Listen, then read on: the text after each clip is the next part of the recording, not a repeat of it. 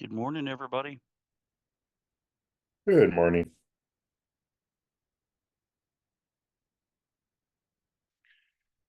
Could somebody please explain to me how March is almost over with? Is that a possibility that we could figure this out? Jeez Louise.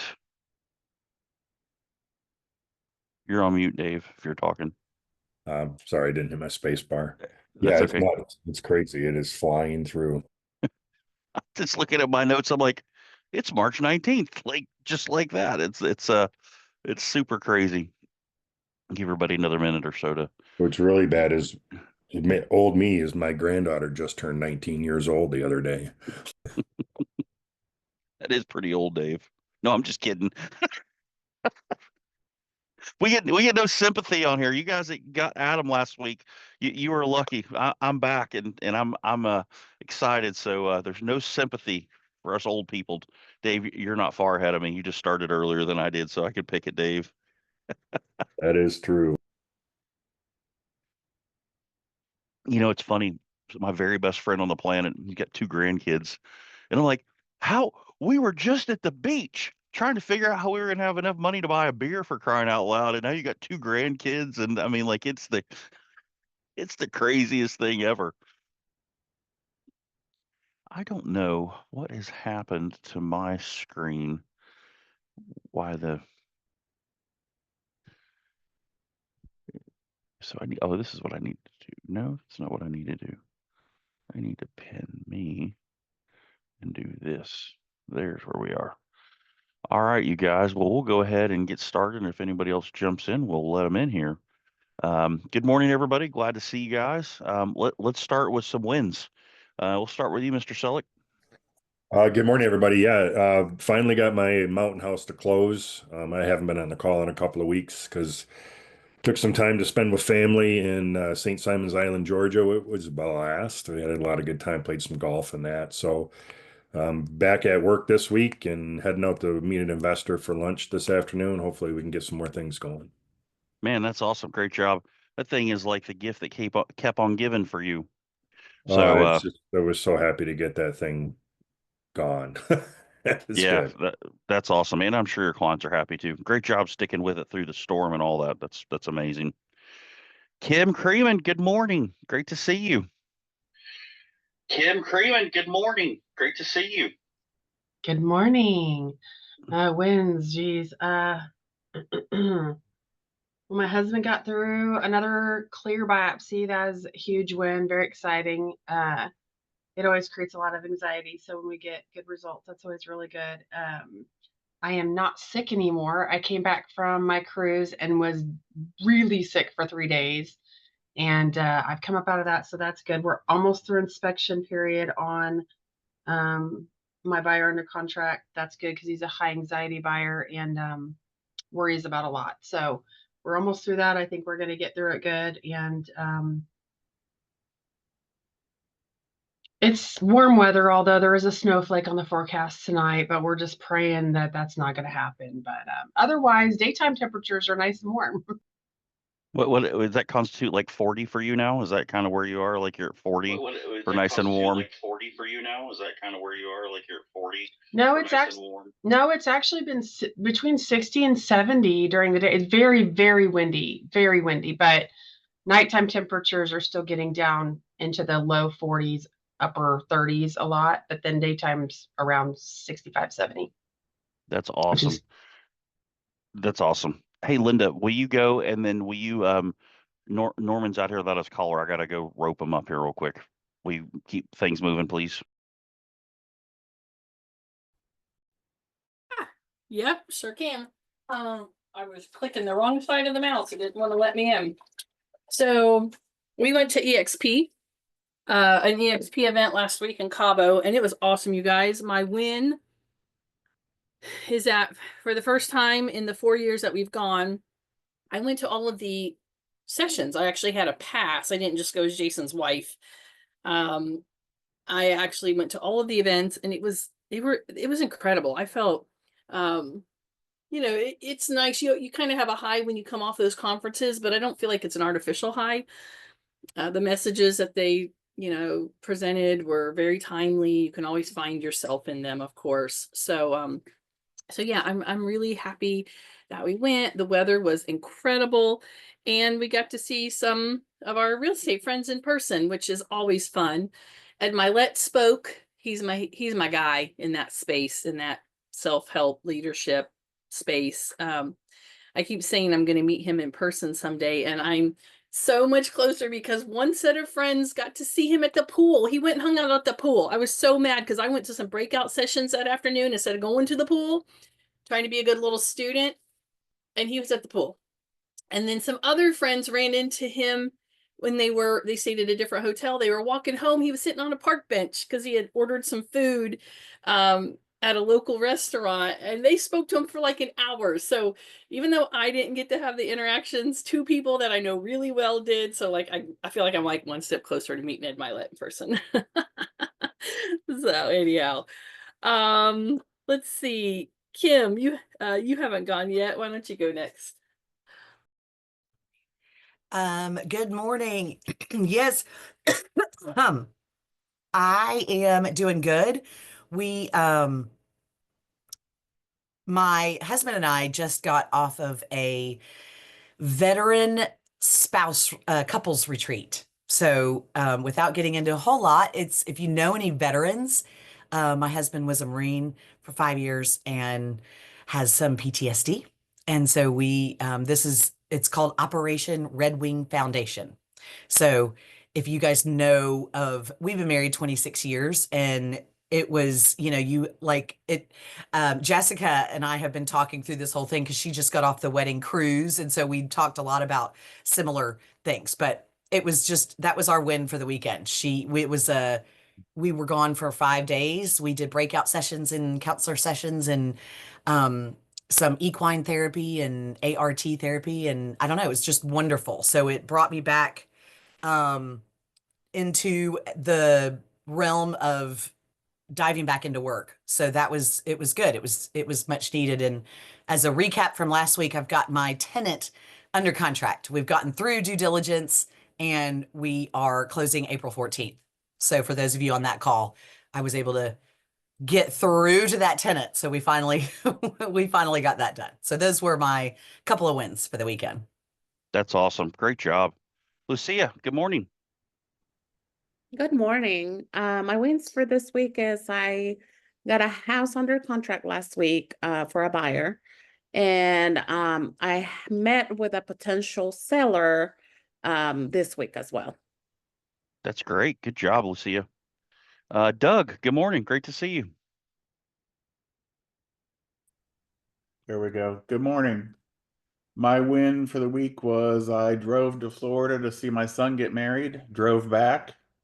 On the way back, I sold 2 building lots, and I'm listing a house that 6 months ago it was between me and another realtor. The other realtor listed it. It still hasn't sold. They called me and said, it's expired. We want you to sell it because I've sold another house for them. So as of Saturday, that listing will be live.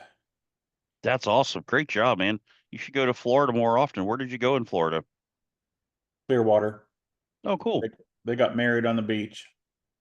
Love Clearwater. Love it, love it, love it. Let's see. KP. Oh my gosh, biggest virtual hug of the history of the world. I'm so glad to see you. Good morning. How are Good you? I'm so morning. glad to see you. I'm glad to see y'all too. Thank you. It's nice to be back. Wins. I've had a lot of activity this week from my sphere of influence, which is always like reassuring. I've got a new buyer that reached out to me that was referred to me from a past client. I have a friend that tagged me in a post on Facebook, so that's another new buyer. And then I've got 2 listings coming up from a past client. So just all this week has just been past client and sphere of influence referral. That's amazing. Sounds familiar, doesn't it, Mr. Brooks? It does. Why don't you go ahead and go since you're off, Mr. Brooks? Okay, cool. So just plugging right along, I've got 2 deals that both of them are difficult in their own way. So we're navigating through negotiations and stuff like that through due diligence. So we're making progress, so that's really good. I've got uh, I'm going to put an offer in on a piece of land for a small multi-family development on hopefully this afternoon or tomorrow morning. We're looking at another piece of property, a 10-acre tract here in Candler. With some new buyer clients tomorrow evening. So, and those are all sphere of influence as well. So those things are coming about. So it's been another productive week. Maybe not quite as busy as I'd hoped, but it's still moving forward. So we're happy about that. That's awesome. That's super awesome. Zach, good morning, bud. Good morning, everybody. Man, I was hoping I would log in late enough to wouldn't have to talk about this. But I don't know. It's been a rough week. I guess it's a positive. It's been a learning experience, some learning experiences. It's been a bit of slow week, slow couple weeks, dealing with a rental for the first time, just sort of helping out one of my neighbors. So that has been a good learning experience. And when that actually happens, we'll provide a payday. But besides that, just plugging along, doing what we can. Got the listings, So just need the buyers. so what's the win? You got to have something positive. What's something positive in your world? That's what Personal, I'm saying. professional. That's what I'm saying. I'm doing this rental, learning a lot about the process and the people, and this, adding it to the list of skills and list of things that, like I said, just learning about. That's awesome. Good, good, good, good. Positive for me, win for me is I'm having surgery tomorrow to get my knee fixed. I've been dealing with it since the middle of December, and I'm ready to have that clipped and snipped and be done with it. It's funny, all the preparation of the surgeon's like, it'll take about 15 minutes for me to fix your knee. I'm like, are you kidding me? So I'm excited to get that done. Cabo was amazing. Just so many amazing human beings I get to spend time with, and over 50 people gave their life to Christ on the beach at a sunrise service. Total impromptu thing that they did, and that was just, I don't know, man, that made my heart happy. It made my heart happy on the highest level. So lots of good stuff in the Shinpaw's household. We got home with all the travel and everything like that. The kids had a great time for their first flight to by themselves, and I'm sure they owned it. They were telling us about all the people they met and all the different things they did, and I'm like, you guys are just y'all play at a different level. So they had us up this morning at 6:30 to go to the gym with them on their schedule. We had to leave the gym at 7:15. We had to like Linda and I had to just sit in the back of the car and be quiet. I'm like, am I allowed to roll the window down or do I have to roll the window up? Like they listen to a certain kind of music on the way to the gym, a certain kind of music on the way home from the gym, windows up, windows down, like they have their routines dialed in. And so yeah, so good stuff. Hey Jamie, good morning. Great to see you. We'll throw in what's some wins for you, personal, professional, both. Sorry, trying to come off mute. Oh gosh, I haven't been able to think that quickly. Sorry, I'm jumping in late. I had a few things You're I was fine. dealing with. I got a house under contract that has been on the market almost a year. St. Joe helped out on that one. Thanks to this call a couple weeks ago, someone reminded me to do that. That's awesome. I love it. All right. Who needs help with something? Anything? What do you guys need help with? I got something we can discuss if nobody else Let's has do it. anything. Let's start there. So, do a real brief setup here. The house directly next door to me has been a rental in disrepair for a lot of time. There's mold and a lot of water gets flooded into it, um, and it's not the best of. We've had great neighbors that rent it every time. We've been lucky all the 10 years we've lived here. I've approached the owner of the house three different times to see if he's willing to sell it. I want to buy it and tear it down. Um, and so, yeah, so the flash forward, the last people moved out. They're no longer there. And a couple of the other neighbors called the city to get the house condemned. And so Oh, yesterday there was a realtor walking around the house with an inspector from Kimmy's company, which Allied. So because I use Allied sometimes too, and so I walked out there just to talk to the inspector to say hi and introduce myself as somebody I knew his boss basically. And the realtor approached me and said that he's going to be listing the house and selling it. as is, or maybe he'll do some repairs. Repairs need to do, Jason, you've seen my house. It has basically has to do the exact same thing we did to our house. It needs to be jacked up, new foundation if they're going to keep it on the lot or not. My intention was to maybe, if I could get it for a decent price, is tear it down and build a community garden for the neighborhood. And eventually maybe build a house years down the road. But so my question is, now that I've talked to the agent that's going to be listing it, never don't know her. She's with Keller Williams. She's been around for 35 years, she said. Would I be overstepping my bounds? Because I'm meeting with an investor today about this property to see if he's interested in maybe, jumping the gun and calling this owner directly. Would I be overstepping my bounds by doing that now that he's already contacted a realtor? If I were to just call him and say, hey, you want to avoid realtor fees and everything else, you want to just get a number with me? I'm going to ask my legal counsel, Mr. Brooks, what do you think we should do? Because I have a different response than probably. Nope. Nope. Nope. Nope. I'll leave that response there. Nope. What? You don't think you should call the owner? I wouldn't know. Not at all. How come? I don't know. Just it feels a little. He's apparently already contractually obligated with the other agent, and that just could get kind of sticky.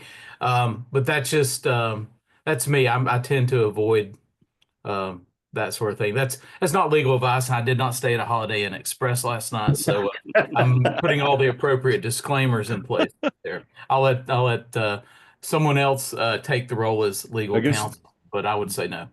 The only reason I would can't reach out to him, because I've had a relationship with him, and not a relationship.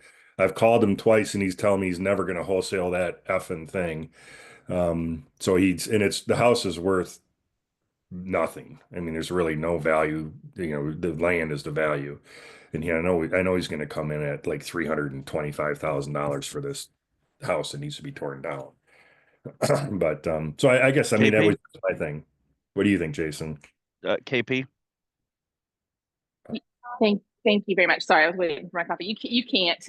If somebody already has a relationship or has reached out to a realtor, I don't know if it's canopy rules or if it's local board rules, but you cannot. And even on mailers, you have to put like a line. And it's so specific. You even have to put a line on your mailers like, this is not an attempt to solicit you if you've already contracted with another real estate agent. So you just cannot by real estate law. I don't know if, like I said, I don't know who it is, if it's canopy or what, but I've been taught that in the past. Zach? So I'm going to take the other approach, and I guess I just want to clarify: is he under contract with that agent? Do they have a signed listing agreement or not? It's my first question. I would assume, since she was attending an inspection, that she's probably got it under contract. I didn't ask her. She has no plans on it yet or anything like that. But so then what I would do is I would put on my neighbor hat personally, and I've done this with my neighbors. I'm not saying it's right or wrong, but I would put on my neighbor hat and be like, hey, I have someone that wants to buy this. If you're still interested, let me know. Don't say, hey, don't mention the realtor, and be like, hey, if you work with that other realtor, please have her call me or give me her info. And that way, basically, you're doing the right thing by saying, hey, let me talk to your realtor. But then if he wants to, he can decide, are they under contract or are they not? That put it basically back on him. So that's what I would do. But interesting. Jamie? Yep, my thought process is that I'm sorry, I'm paying. Of course, it was right at this time. My thought process is that most agents don't want to deal with, or even sellers don't want to deal with other agents directly. That's why they hire an agent. They don't want to deal with buyers that are gonna, come to them directly. It's messy, and sometimes that actually turns them off.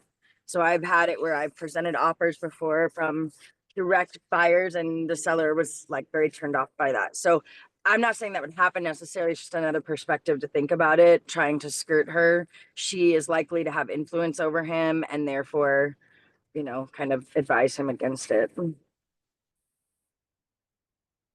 All right. So I have a third perspective, and this is what I would say to you. You got to unmute Dave so we can just talk. Okay. don't do that again. Don't put yourself in that situation, because had you not gone over there, everything was still on the table. Yeah, that makes sense. Because you don't know who that person was. But as soon as you knew who that person was, it changes the relationship. Okay. Lesson learned. Right. So instead of walking over there, get on the phone and call the guy. You see what I'm saying? But as soon as you know that that person is the realtor and she's there doing her thing, I would just call her and say, "Hey, I got a buyer for it." And just that's what I would do. Okay. And I would just connect with her moving forward, and it is what it is. Okay. But next time, if you don't know, you don't know. Yeah. I have a question. Can Yeah. Sean go talk to the neighbor? She's not a licensed realtor. Can she have an innocent conversation or not? Hmm.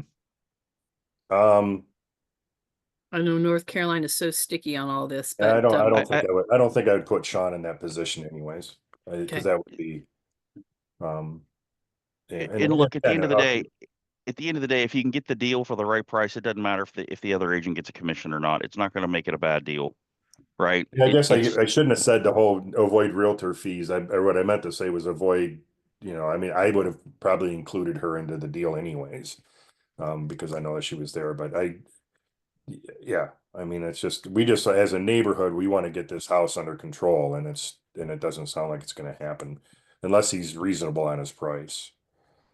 well, and it may have to get condemned and foreclosed. I mean, it may just be a process, Yeah, right? But so I think now just call her and be like, "Hey, we really, I have a client who's interested in this property.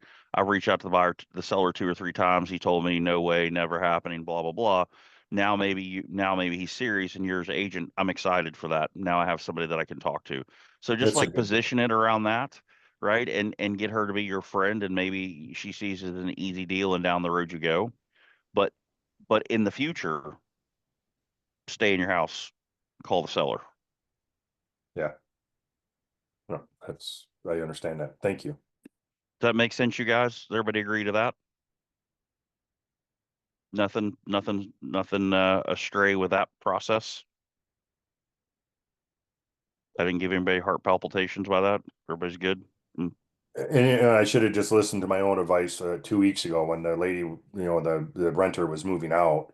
I should have called him then and just said, "Hey, you're going through another thing," and that's when I should have called him, and I wanted to, but I wasn't in the position with my investor yet to make that phone call, and now I am, and I've already done this. So yeah, Well, and you guys, like, don't wait for all the pieces to line up. And this is a great lesson for everybody on this call. Sometimes we think we gotta put all this stuff in place. Go just go get the ball moving. Get into conversation with them. Maybe it's a listing that you get. Maybe, I mean, there's all sorts of things. You're thinking about it one dimensionally instead of thinking about it of I just need to get into some sort of conversation and we'll see where it goes. Right. And by the way, Dave, I've done that like 475 times. Like, I'll gotta get this, they get this, and then it sells. I'm like, dang it. I mean, there's deals that I missed out on just by not thinking like one step further, just because I was so focused on the deal. And that happened actually in our RV park. I had an opportunity to get 2 lots, and I only got one, and then my buddy got one. And he's got $100,000 equity in his lot. Well, he doesn't have that much anymore, but whatever. And I could have got both of them and assigned one and made 50 grand with a signature. And I just didn't think. I was so focused on the getting the lot for us that I didn't think like how I always think. And so it happens. It's going to happen. But the real lesson is if you don't know, you don't know, and you can't get in trouble because you didn't know. perfect. Thank you. All right, good stuff. Great conversation. Who else needs help with something? You guys, I wrote down names, so you better pick something, or I'm going to start calling on people. I wrote down situations as you guys were sharing your wins on my notepad. And Jason, I want to, maybe not for today, for next time, but Kim was talking about her renter situation. Teresa Silverton was also on that call, and they had asked if we could go deeper on how to convert renters to buyers. So you can certainly go back through what people talked about in their wins, but that's a topic that I wrote down that we all wanted to come back to at some point. Okay. Well, we can talk about that right now if you want. Otherwise, I'm just going to start picking on people. So, Kim, do you want to take one for the team, or do you want to let me just grab one of my notes? See, y'all haven't all been on my calls enough to know how I do this. So, Adam's smiling. He's like, "Don't say something, Kim. Please save us all." That's what Adam's saying right now. You see that look? He's like, "Please take one for the team, Kim." Do you want to talk about the renters right now? I'm assuming you mean me because I mentioned the renter. Yeah, Kim Okay. D. Sorry, we got two Yes, Kims as a now. matter of Show. fact, it's perfect timing. I'm hoping to convert a renter that I'd sent to Linda this morning, or last night. We met for a rental property. I've known her. She's actually helped come and sit with my 85-year-old father. And again, this kind of goes back to something that Jason, you and I had spoken to about on our first call, is realizing, right, that there's so many more people in our world other than just Sphere.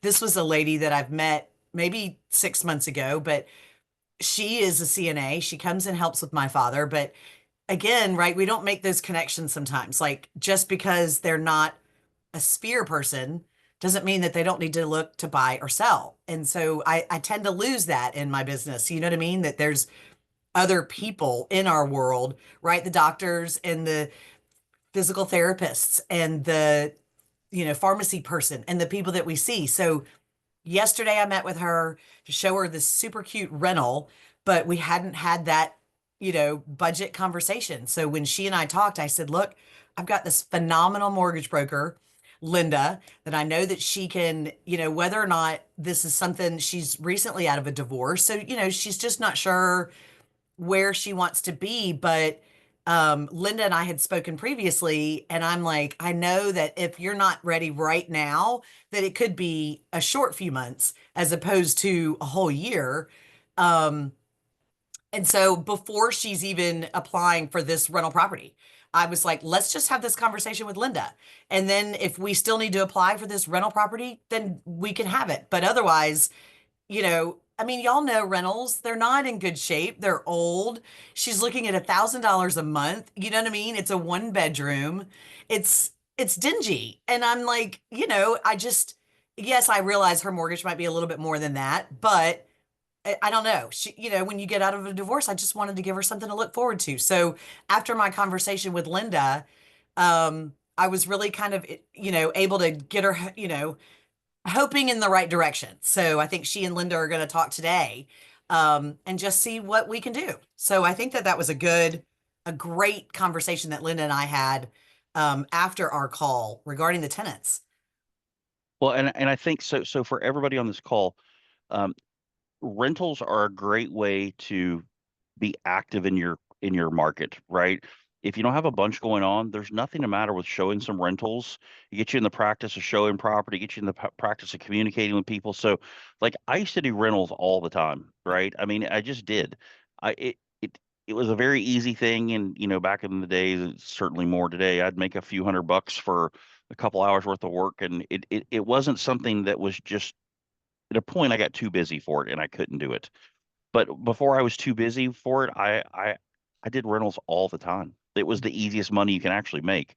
So number one, I would encourage you, don't overlook the opportunity that comes with rentals. That's number one. Number two, when somebody calls you for a rental, I think that automatically they think they just can't, right? They just can't buy. And or they're afraid, so they don't have enough knowledge, or they have fear, or they truly can't buy, and any of which are fine. But I think if you become really great at asking questions, and really great at qualifying them, and really great at understanding what their needs are, maybe they're not a buyer today, but they're a buyer next year. Perfect. Get them in a rental, make sure you stay in touch with them, and next year you have somebody falling out of your pipeline to be a buyer. But here's what people do. They put them in as a rental, and they forget about them. They should have immediately moved onto your sphere of influence. Guess who else they have? They have rich Aunt Sandy that wants to sell her house that's $3 million down the road. And you were nice and kind enough to them to show them love and help them and be serving to them. They become a referral source for you guys. So don't be so short to discount rentals. Zach, you're going through it right now. This may not be a buyer today, but it may be a seller referral tomorrow. It may be a buyer referral tomorrow, and so by doing these things and slowing down.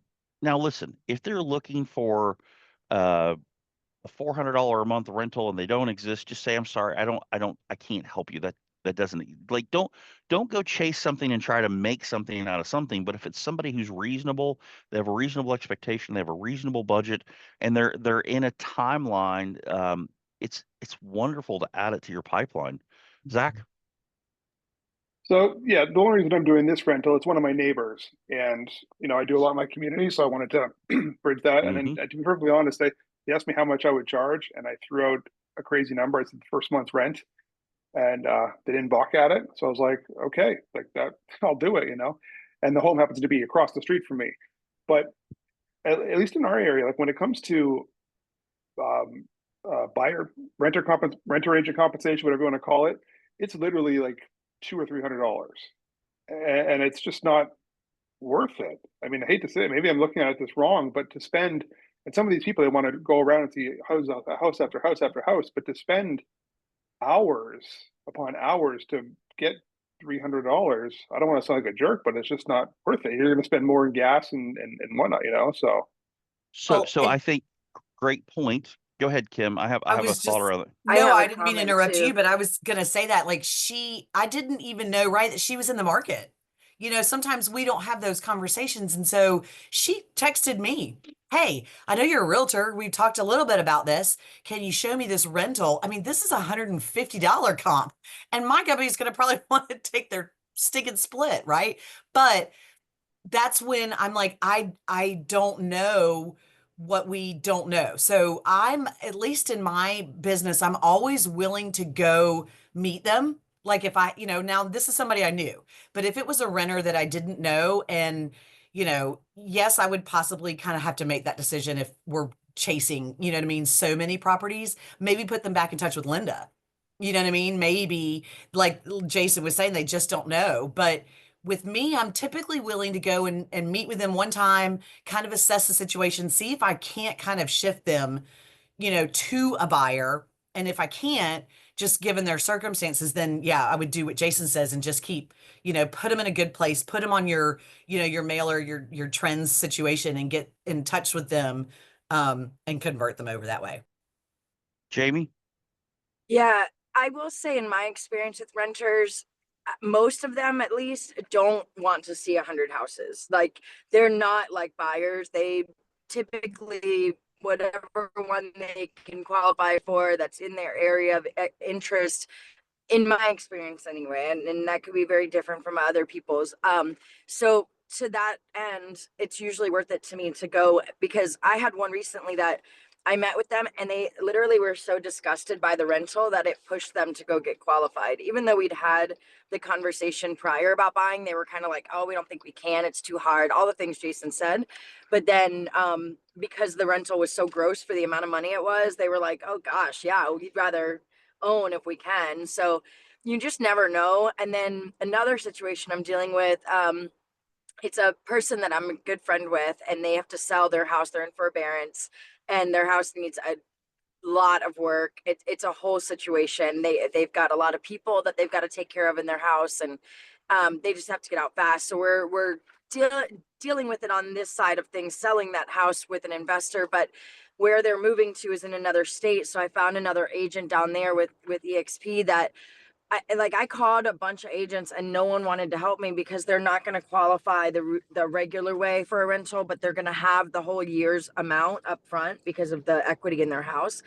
And this one agent was willing to finally help, and she was just, I'm just going to say it, she was a badass. Like, she just went to bat, and most of it was all from the comfort of her home. We just had to email and call these different landlord agents, and she ended up going and video touring one house. She'll get a few $100 out of it, and they plan to buy again in a year.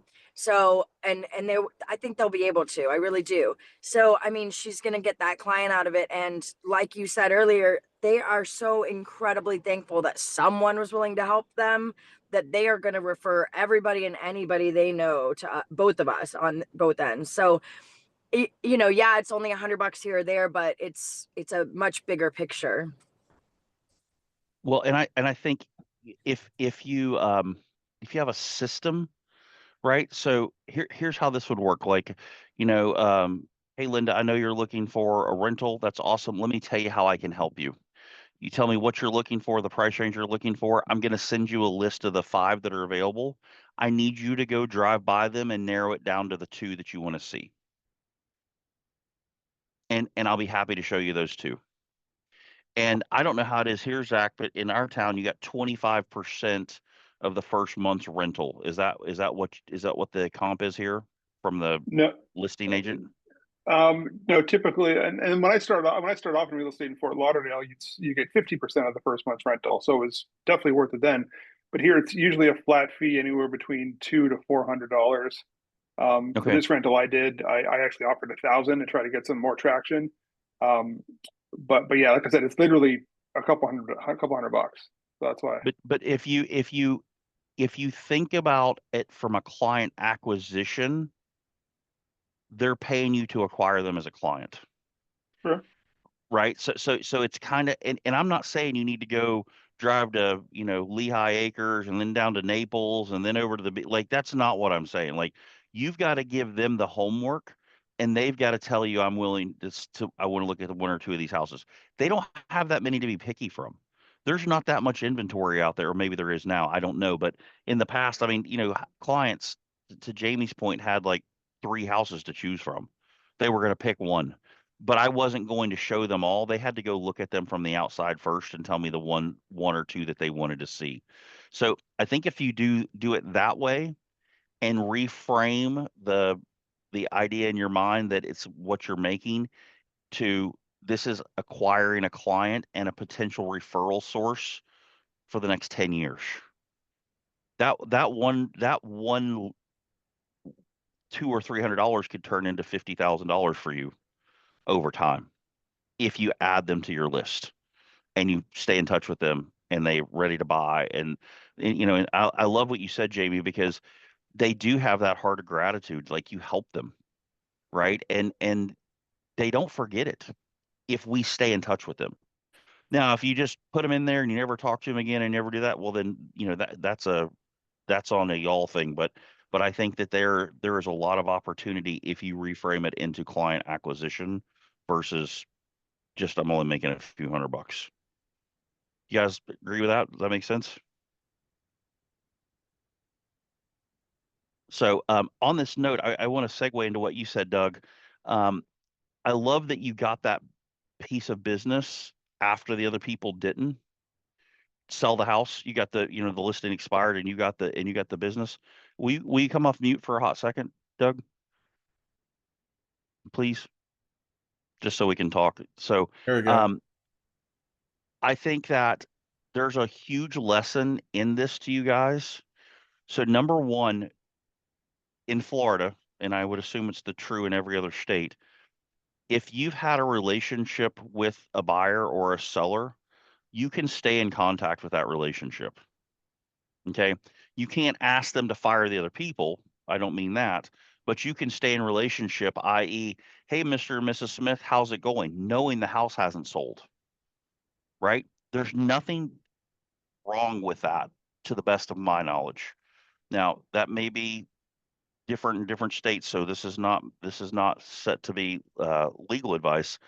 But Doug, you obviously did something right for them to call you back, right? I know you sold a property for them before, but they didn't choose you originally. But you did something right to stay in front of them enough that they called you back, which is awesome. It's 2 builders that are partners, and I listed a much higher end house for them the same week as this other realtor listed the house that's in the country club neighborhood. And I mean, mine closed 2 months ago and theirs has Mhm. expired and they never got an offer.